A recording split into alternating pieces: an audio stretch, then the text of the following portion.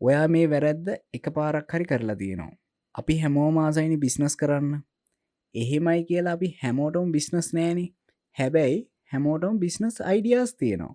Business ideas තිබුණාට business නැති වෙන්න රීසන් එකක් තියෙනවා. ඒ රීසන් එක තමයි අපි බිස්නස් ගැන ප්ලෑන් කරන එක. ඉතින් බිස්නස් අයිඩියා එකක් ආවට පස්සේ ප්ලෑන් කරන්න ඕනිනේ කියලා දැන් ඔයා මගෙන් අහනවා. ඔව් ප්ලෑන් කරන්න ඕනි තමයි. අපි ගොඩක් වෙලාවට ප්ලෑන් කරනවා කියලා හිතාගෙන බිස්නස් අයිඩියා එකක් ආවට පස්සේ කරන්නේ අපි ඒ බිස්නස් අයිඩියා එක ගැන ඕවර්තින්ක් කරන එක.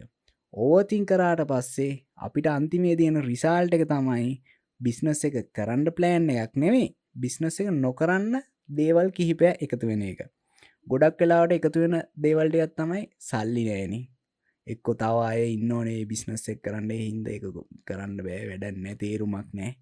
ඔන්න වගේ දේවල් ටිකක් එකතු වෙන එක තමයි ගොඩාක් වෙලාවට වෙන්නේ.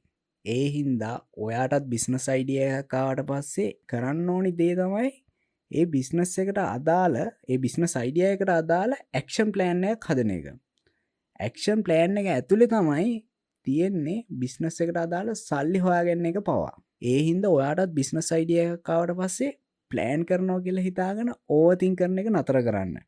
ඒ බිස්නස් අයිඩියා එකට අදාළ ඇක්ෂන් ප්ලෑන් එකක් හදන්න. ඒ ඇක්ෂන් ප්ලෑන් එක හදලා ඒක ඩිසිප්ලින් එකක් ඇතුව කාලයක් කරගෙන යද්දි ඔයාට තේරෙනවා ඒ බිස්නස් එකෙන් ඔයාට ගේමක් ගහන්න පුළුවන්ද බැරිද කියන දේ.